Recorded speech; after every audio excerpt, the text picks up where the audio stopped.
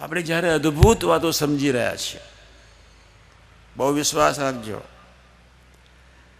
તમે સૌ સંતોના યોગમાં છો 1, મોસ્ટલી રવિવારની સભામાં જાઓ છો 2, કોઈ આત્મીય બને કે ન બને વાતને સમજો છો 3, અદ્ભુત મહિમાની વાતો સાંભળો છો 4, આ શિબિરમાં શાંતિથી તમે બેસી રહ્યા 5. અમને તમારો ગુણ છે, કેટલા શાંતિથી તમે બેઠા છો. એક સિંહની અદાથી,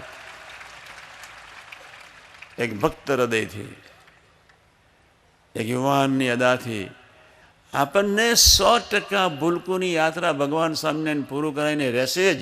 પણ એક વાત સાંભળી લો, બસ આપણે એક જ નિયમ લઈનેથી ઉઠવાનું છે. બરોબર સાંભળજો વાતને.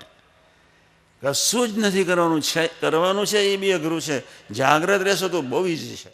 આપણે એક વસ્તુ ધ્યાન રાખવું, પહેલા પ્રકરણની પહેલી વતનાદ, ગઢડા પ્રથમનું પહેલું વતનાદ.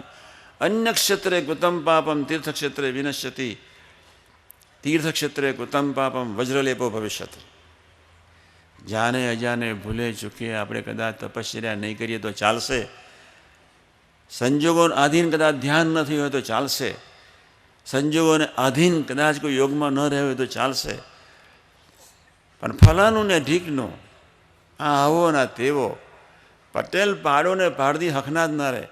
ખૂબ ધ્યાન રાખ, એક જ લીટીને પકડીને જજો બસ. સેવા થાય તો કરવાની, અસેવા નહીં જ.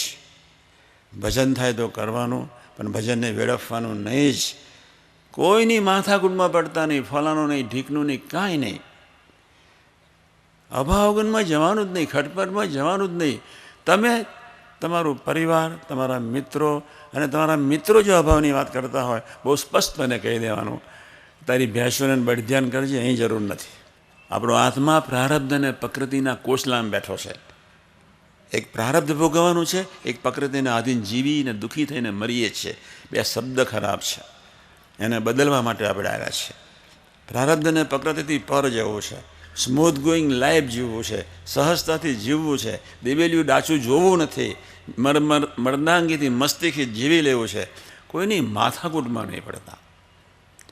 અને આમ કર્યું અને આમ કર્યું. ભગવાન બધું સહન કરે ધરતી પર આવીને. તમારા અનંત પ્રકારના પાપ, તમારા અનંત પ્રકારના ભૂડા સંકલ્પો, તમારી અનંત પ્રકારની નિષ્ઠા, પણ ભગવાનના ભક્તનો ધ્રોહ ક્યારેય નહીં સહન કરે.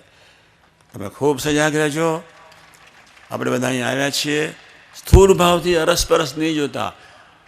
અન્નમ પરાગ છે, અન્નમ પરિમલ છે, અન્નમ પ્રાણેશ છે, ડોન્ટ સી, એ ભાવથી નહીં જોતા.